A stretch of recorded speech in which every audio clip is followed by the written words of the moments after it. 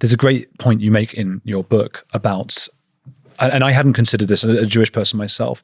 I know about this sort of changeable figure of anti-Semitism, but I didn't think about the way different people project theirs. Was it their worst fears or their worst bits about them? Yeah. Tell me about that. It's fascinating, isn't it? Yes. I say fascinating because I'm not saying my idea is fascinating. It's an idea I found in the great Soviet Jewish writer Vasily Grossman, who in the middle of his masterpiece Life and Fate devotes 4 pages to the nature of anti-Semitism. In the midnight of the 20th century, between Stalingrad and Treblinka, he takes this extraordinary passage and he talks about, yes, one of the things is that he says that he explains where anti-Semitism can be found everywhere, left, right, up, down, It can come from any direction because it's a shape-shifting virus. But the observation that Grossman makes, which is I'm really keen to put out there for more people to think about, as I have been, is that he says everywhere it's a mirror to the person who suffers from it. It tells us nothing about the Jews, but it tells us the person who suffers from it. It's a mirror to their own failings. And yes, one of the examples he gives is, of course, that the Nazis accused the Jews of being racists. And wanting world domination. Yeah. Almost sounds like someone. Yeah. So the Nazis were telling us something about themselves in their accusations against the Jews. I think the same thing's happening today. I think we're seeing projection on a colossal scale. How might that work with, let's say, Islamists and woke people who are both, in some respects, anti-Semitic? Well, Islamists accuse particularly the Jewish state of everything they want to do. Only 1 in 4 British Muslims, revealed in a poll last year, believe that Hamas carried out murders and rapes on October the 7th. But they accuse the IDF of rape.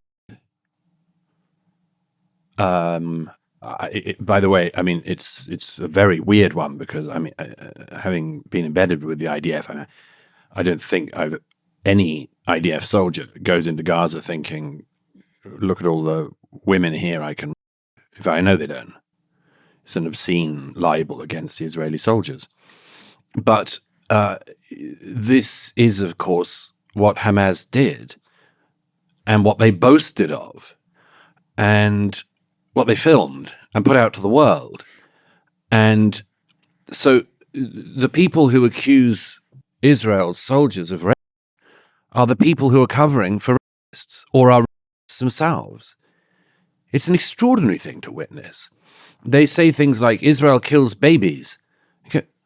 Hamas broadcasts its killing of babies. Hamas just had a dead baby parade in Gaza when they were handing back the Bibas children from captivity where they'd killed them. Every time, the accusation they make against the Jewish state is the thing they are guilty of themselves. Colonialist expansion as well, you mentioned. Colonialist expansion. Ayatollah Khomeini, when he thanked American and other students for coming out on the anti-imperialist, anti-colonialist cause on campuses and so on, when he thanks them, he accuses Israel, as he has repeatedly, as the Iranian revolutionary government has repeatedly for decades, accuses Israel of being a colonizing state. Which regime has colonized the great people of Persia since 1979? The Iranian revolutionary government. Who has gone on in our own lifetimes and in recent years in particular to colonize Iraq, colonize Syria, colonize and destroy the great country of Lebanon, formerly great, colonize Yemen, colonize Gaza, but they say that the Jews are colonialists. The one other obvious example is President Erdogan in Turkey, who accuses the Israelis of being occupiers. I don't know if you've been to northern Cyprus. No. So that's occupied for the last 50 years by the Turkish government that illegally invaded Cyprus, stole the north part of the country. We're still in a situation, half a century later, where a NATO member state occupies half of an EU member state. you would have thought that that's the sort of thing people would be irked about, annoyed, maybe even protest about. But from one year to the next, there's no mass movement in any Western city, and there's not been any encampment in any American campus to right the injustice of the occupation of northern Cyprus. But again, all Erdogan is doing, all the Turkish government are doing by accusing the Israelis of being occupiers, is revealing who they are. They're occupiers.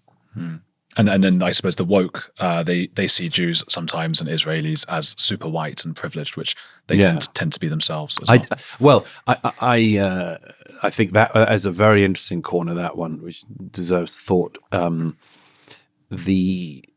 saw the video the other day of Muslim students at Princeton screaming, "Go back home," to Jewish students.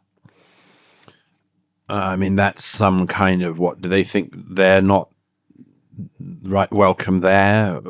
I mean, there's some kind of version of projection going on there, and maybe they think they should go back home, or fear being told to go back home. It's an extremely revealing aspect of all of this. But as you know, and as I tried to bring across in that Rogan episode, anti-Semitism is always a problem for Jews first, but it is my certain belief that it's a problem for everyone else next, because once you start playing with this dark matter, you are going to open the gates of every other hell as well.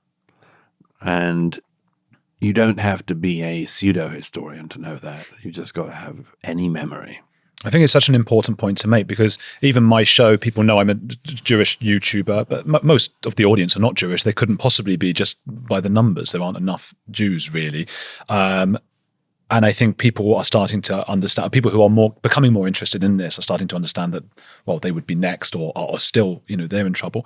I think it was hard thinking about what to interview about, because you've been on a lot of shows at the moment, really high profile ones. And I thought, okay, what is it in the book that's really different, and I didn't know this, and maybe I should know this, but I didn't.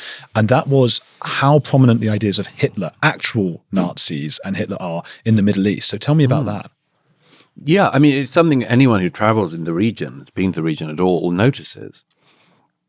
I give the example that it's just on a visit to Egypt in Mubarak's time, I go to the train station in Cairo to get some reading matter for the train to Alexandria, and I wanted a sort of recent novel or something like that, and in Arabic and in English, the offerings were things like Mein Kampf, Protocols of Learned Elders of Zion, books about the perfidious Jew, and so on. And that's just one example. I could give many others, but it's very commonplace in the Muslim world